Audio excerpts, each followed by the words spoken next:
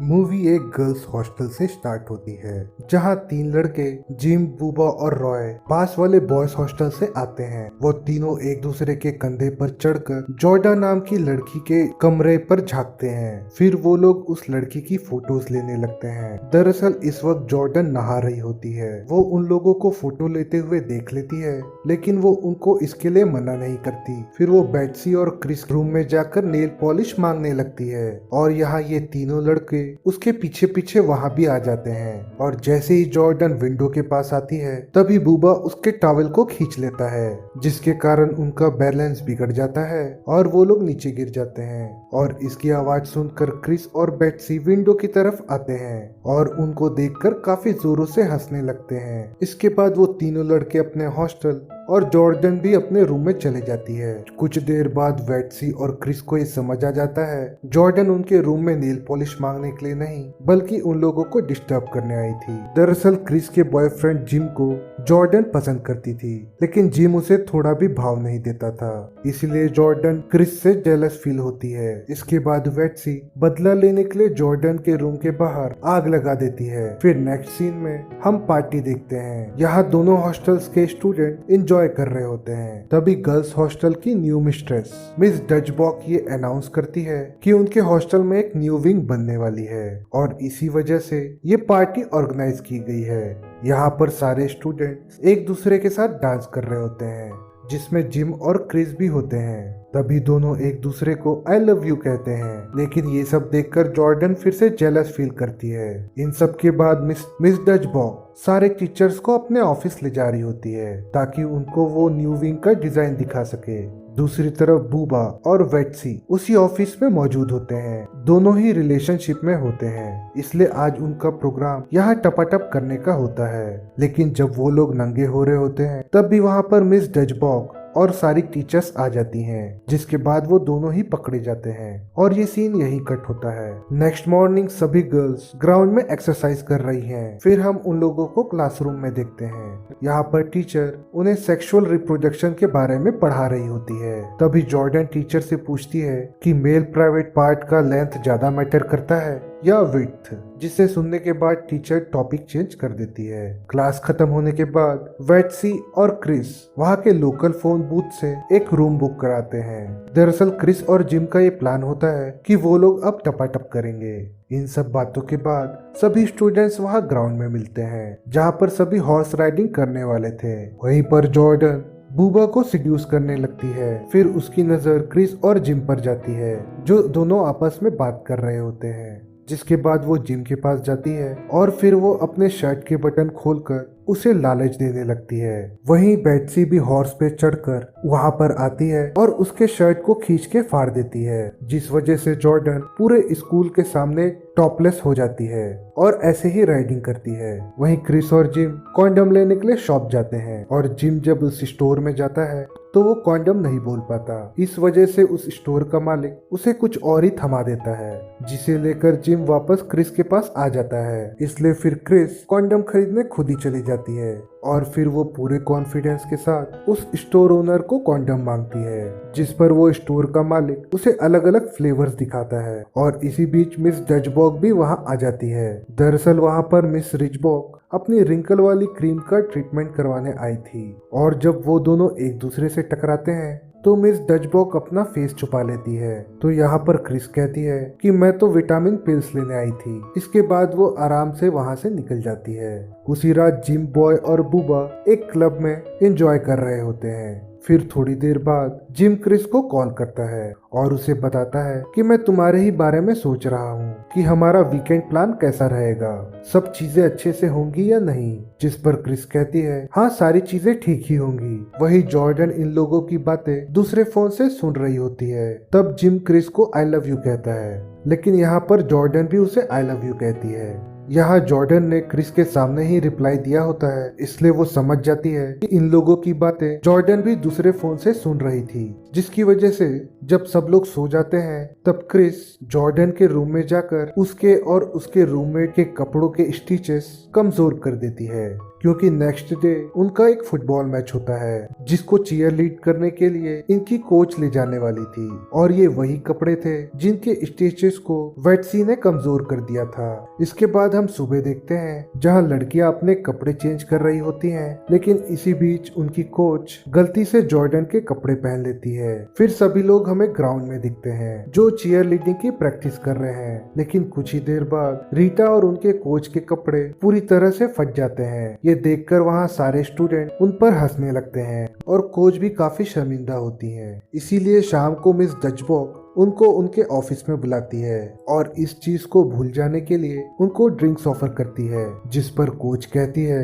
कि मैं ये सब नहीं पीती, ये सब चीजें हेल्थ के लिए अच्छी नहीं होती।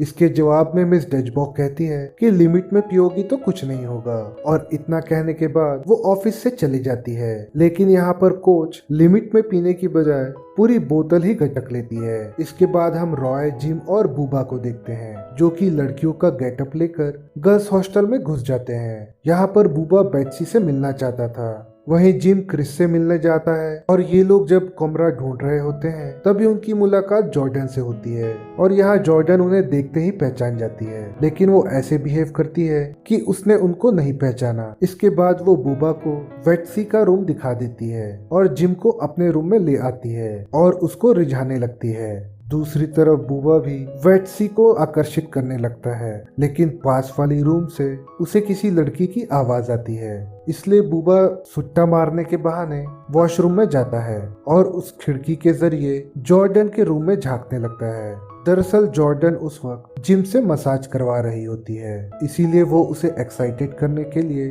कुछ ऐसी अजीब आवाजें निकाल रही थी। यहाँ पर बूबा का बैलेंस बिगड़ जाता है, जिस वजह से वो नीचे गिर जाता है। इसके बाद वो बाथरूम में घुस जाता है और वहाँ सभी लड़कियों को नहाता हुआ देखने लग जाता है। कुछ देर बाद जॉर्डन भी ये रिवील कर देती है कि उसने जिम को पहचान लिया है, इसलिए जॉर्डन उसे अपने रूम से निकाल देती है। तभी वहाँ पर क्रिस भी आ जाती है और जिम को जॉर्डन के रूम से बाहर आता देखकर वो बहुत हर्ट हो जाती है। इसके बाद वो जिम से बिना कुछ कहे ही वहाँ से चली जाती है। वहीं बूबा इन लोगों को देखकर एंजॉय कर रहा होता है। तभी वहाँ मिस डचबॉक उस रूम में आ जाती है, लेकिन बूबा वहाँ बेड के नीचे छुप जाता है। इसके बाद ही वो मौका मिलते ही उस रूम से भाग जाता है। यहाँ पर कोच मिस डचबॉक की ऑफिस से काफी नशे की हालत में बाहर निकलती है और कुछ दूर चलने के बाद ही वो जमीन पर गिर जाती है। तभी वेट्सी उनको उठाती है और अपने रूम में लेकर आ जाती है और उनको वहीं सुला देती है।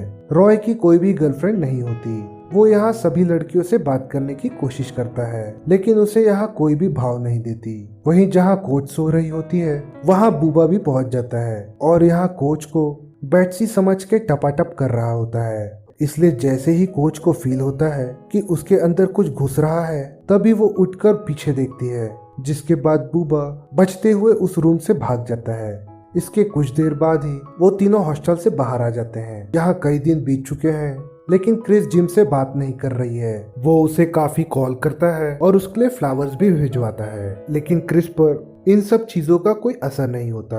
फिर हम पेरेंट्स टीचर मीटिंग देखते हैं, जहां सभी स्टूडेंट्स के पेरेंट्स आए होते हैं और उस दिन क्रिस के डैड भी आए होते हैं। इसलिए जिम उनसे हेल्प मांगता है ताकि वो क्रिस को समझाए। इस पर उसके डैड कहते हैं कि हाँ, मैं उसको समझा दूंगा। कुछ देर बाद जिम और क्रिस की फिर से बात स्टार्ट हो जाती है। मीटिंग में रीटा के डैड भी आए होते हैं, लेकिन वो काफी नशे में होते हैं और वो वहाँ मौजूद सारी लड़कियों को ठरकी निगाहों से देख रहे होते हैं।